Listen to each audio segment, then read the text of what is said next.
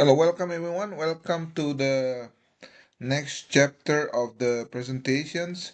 This is in regard to the employment law, chapter 8 for business law class. The slide is owned by McGraw-Hill 2022 in terms of copyrights, and the slide is prepared by John P. Coloniaga College. Okay, so today we will discuss an employment law for this chapter, which is chapter 8. There's about six objectives. What are the six objectives? The first one is understanding the definition of employment law, describe the relationship between employer and employee, and number three, understand labor law, regulation, employer right in Canada. Number four, understand the employment contract. Number five, expand the concept of unjust wrongful dismissal to the ground of dismissal. And number six, you understand the collective bargaining and labor dispute. What is the employment law? Okay, let's dive into it now. What is the employment law? Laws and regulation that govern the management and employee relationship. Yeah, business need to be aware of their own right as well as the right of those they employ. Okay, failure to do so means significant drain on the time, financial resources, along with serious legal implication of the business. Okay, that's a very important thing to understand this law. What is this? The detail. Some businesses have the additional responsibility of being governed by union contracts. So most of the big corporations in Canada are unionized. A good example, Ford, GM, and Chrysler. Those are the uh, three main auto manufacturing in this part of the world that are unionized. Also, uh, like a quasi-state company like LCBO, there's also unionized contract. Okay, it in the union environment, the relation between employer and employee is outlined in the union contract. So this is a good example. Like last month alone, we have a LCBO strike because of the issue of a contract between the union and the management, and then that has been resolved by a new contract. Let's look at the. Let's go back again. In terms of employee, what are the employees? Employee is a person who is given a direction and supervision along with the resources to do job in exchange for money for work they do belong to management level. Manager manage employee and make decisions concerning their employees. What are the employers? Employers is a business organization that gives direction and supervision to a person and provide resources to do the job in exchange for money. Employer tells employee what to do in exchange for money. For example, I used to work for BMO, Bank of Montreal, and then Travels Canada, as well as Royal Alliance. Those are my employers. But in the financial and insurance industry, they are not allowed to have a union because it is considered strategic industry. Okay, in certain strategic industry, they are not allowed to have a unionized organization. Employers. What is the independent contractor? Excuse me. What is the independent contractor? It performs a service of an employer and render an invoice or bill. When I started with BMO, I was an independent contractor. So I incorporate myself. Then for about a year also, I was an independent contractor for BMO. And then after that, they hired me as a full time. When I was with Travels Canada, I was a full time. When I was with Intech, I was a contractor as well. So, just to give you an idea what it is a performance service for employee and render invoice bill. So I work for 40 hours, not 40 hours, exactly 35 hours per week. Then I invoice my employee the bill. Okay, and that's not covered under employer-employee relationship. The service they render is dictated by a quote or contract. A contractor are not directly involved in the operation of the business. Common law comprise the contractual obligations between the employers and employees such as termination or terms of relationship. Regulatory law comprises of statute created by government concerning the employers or employee relations. For example, of minimum wage. There is a minimum wage in Canada, and it is gradually increasing. Okay, I remember uh, 35 to 40 years ago, worked in California, my minimum wage is about $3.35. Okay, I remember that. It's 35 to 40 years ago. In as a tutor in CSUB, Cal State, Bakersfield.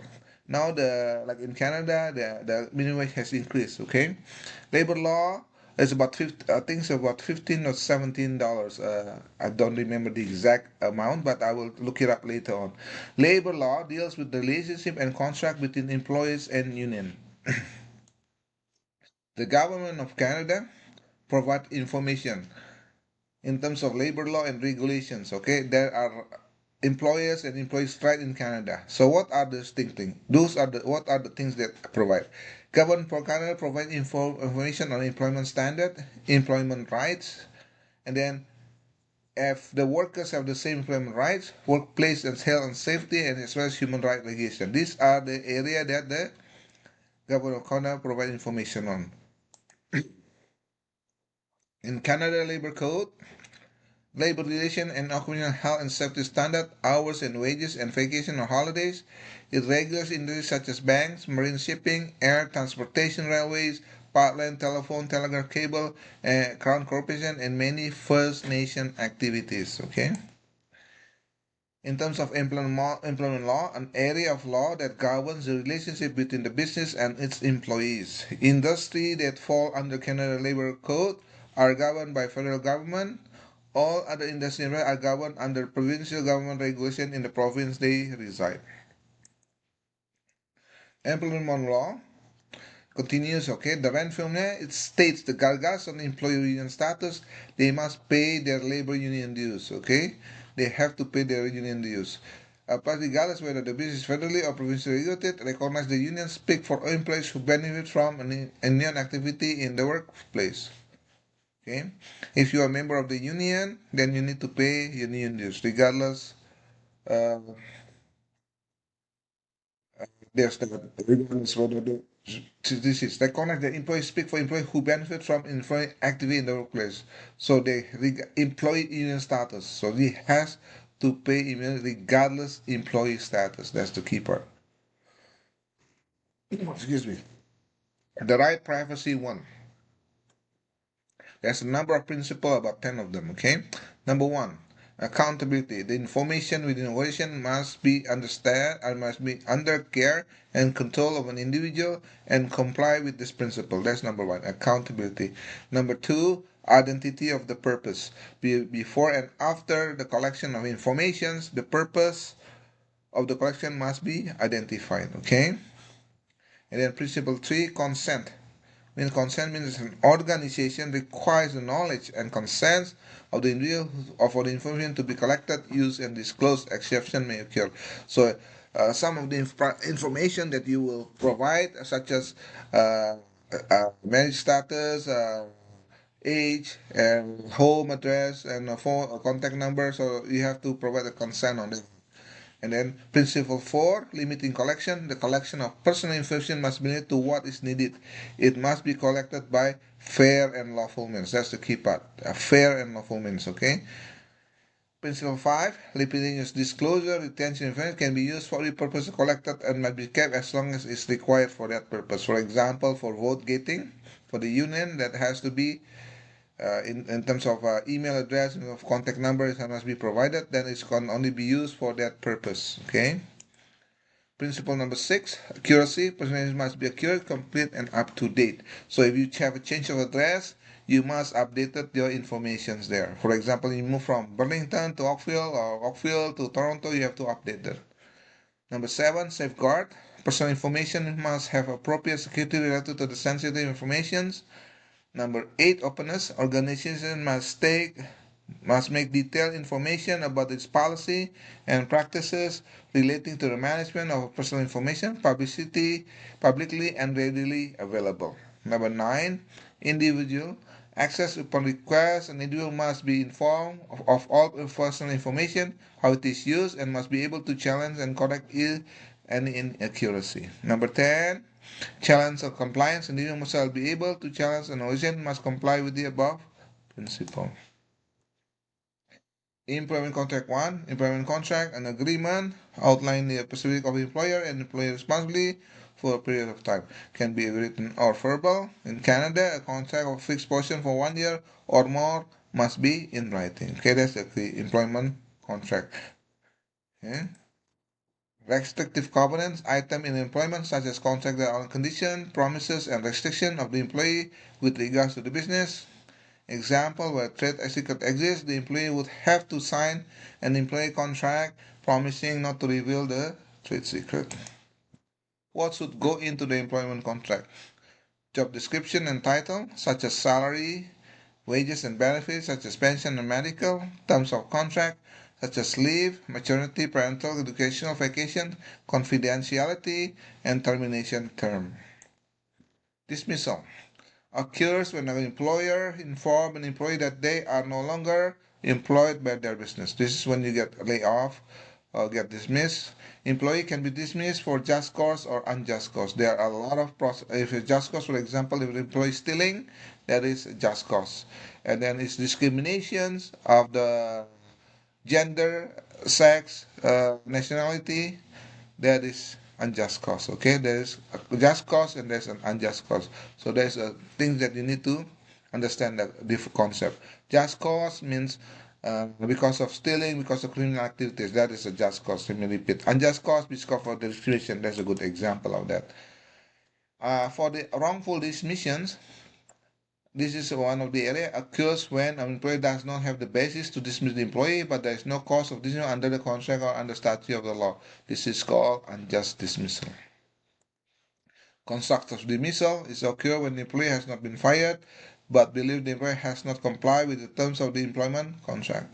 Terms of the employment change, or the employee diffusion with the organization is made so difficult, effectively forcing the employee to quit. This has happened before in my organization of the bank that I work for.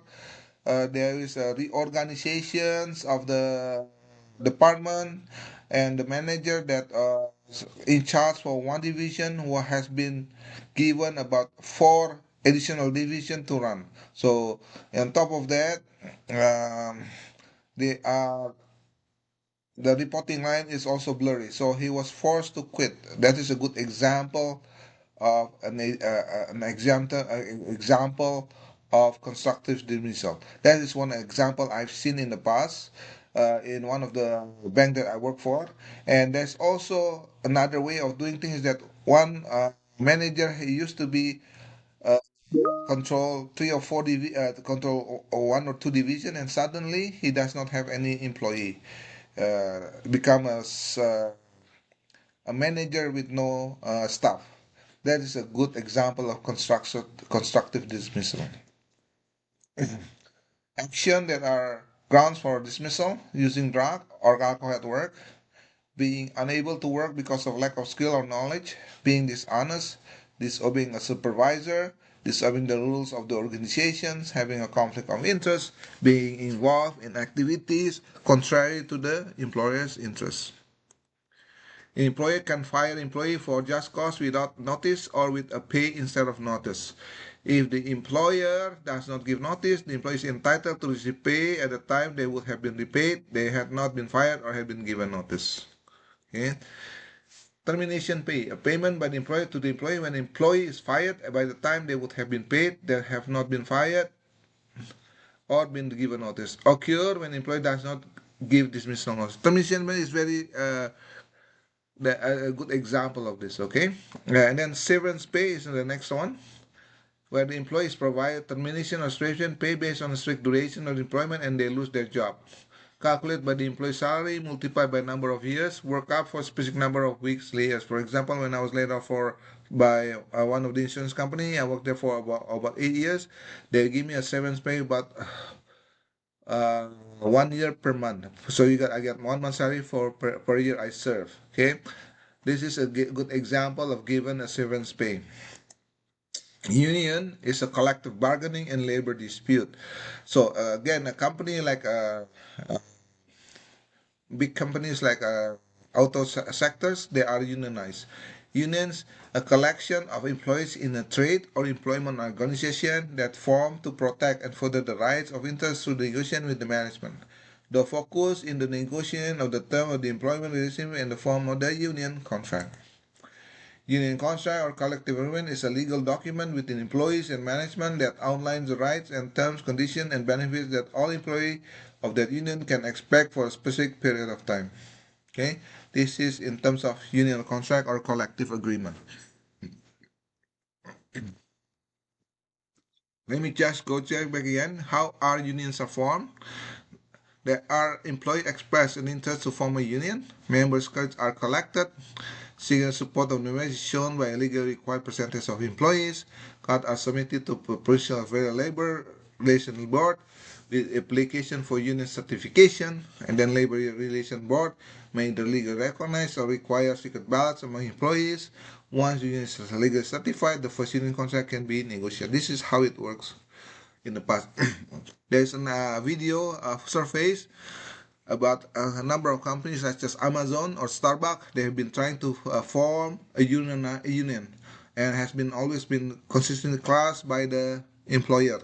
And there is, I think, one of the store in one of the certain location has been successful in creating union, but it is usually crushed and discouraged by the employer. For some of the big companies like Amazon and Walmart and Starbucks, well, we're gonna in my class. I'm gonna send you some of the links regarding in YouTube regarding how the unions are formed in some of these companies. Okay, collective bargaining. It is a negotiation between the union and management to reach a union contract that outline the rules and that govern the relationship. Occurs when the labor relationship board has approved union certification.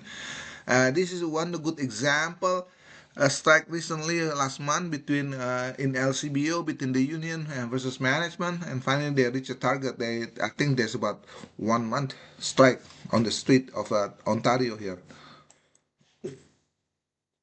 Labor dispute, strike, work stoppage in unionist environment can be reduced to work or slow down to work. This has happened in the past.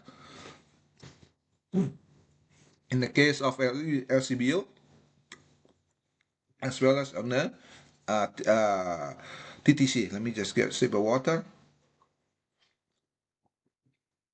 And then legal strike occurs when there's no collective agreement in effect. So this is a legal strike. Illegal strike, however, occurs when there's a collective agreement and employees have no legal platform to strike. So legal strike, the division if there's no collective agreement in effect. Illegal is when there's already a collective agreement but employees has no legal platform to strike. That's the difference between legal and illegal. Okay.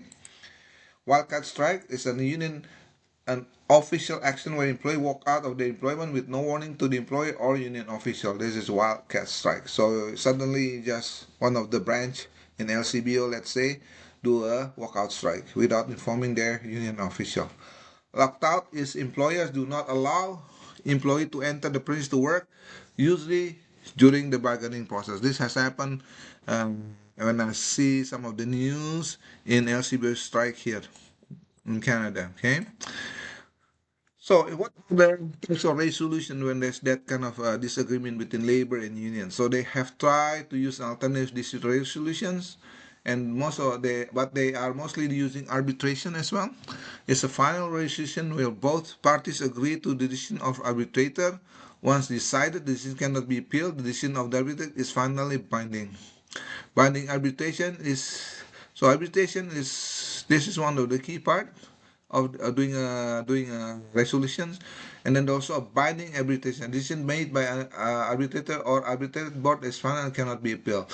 Okay, these are the three parts. But this is one of the area that is mediations occur when the third party has to resolve issue within the party to a solution not used in union management issues. So this is mostly not done in union management dispute. Most of the common area is either using a dispute resolution or arbitration. So, but most of the union they use the first one, which is alternate dispute resolution. Okay, this is I discussed this earlier.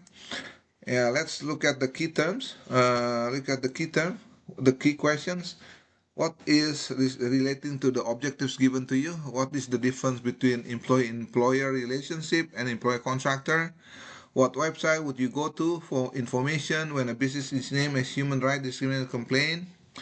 And then what can you do if you believe you were unjustly dismissed? And then what is the construction judicial? Why are the labor union important? Okay. Let's look at the key term one. What is employee? Employee is a person who is given a direction and supervision along with the resources to do the job in exchange for money they work or do or below a management level. Employee is a business organization that gives direction and supervision to a person and provides the resources to do the job in exchange for money. What is independent contractor? It performs a service for an employer and renders invoice or a bill. What is human rights legislation? It's federal, provincial, and municipal legislation that provides discrimination in all aspects of business law. Employment law is an area of law that governs the relationship between the business and its employees. Employment contract is an agreement outlining the specifics of an employer and employee responsibility for a period of time. And restrictive covenant is an item in an employment contract that outlines conditions, premises, and restrictions of the employee with regard to the business. Okay, the key term that you have to remember again, what is wrongful dismissal? It occurs when an employee does not have the basis to dismiss an employee. Constructive dismissal is occur when the employee has not been fired but believes employer has not complied with the terms of the employment contract. Okay, termination pay is a payment with the employers to the employees when the employee is fired. By the time they would have been paid, they had not been fired and had been given a notice. And severance pay is where the employees are provided termination or separation pay based on the specific duration of the employment and they lose their job. Union is a collective of employees in the trade or employment organization formed to protect and further their rights and interests through the negotiation with the management. Union contract, legal documents between employees and management that outlines the right terms, conditions, and benefits. Collective agreement is negotiation between a union and management to reach union contract that outlines the rules that govern the relationship. Strike is a work stoppage in a unionized environment. Wildcat strike is an official action where employees walk out of their employment with no warnings to the employers or to the union officials. Locked out is mean employer do not allow employees to enter the premise to work. Arbitration is a final resolution where both parties agree to the decision of the arbitrator. And then binding arbitration is a decision by an arbitrator on arbitration board that is final and cannot be appealed.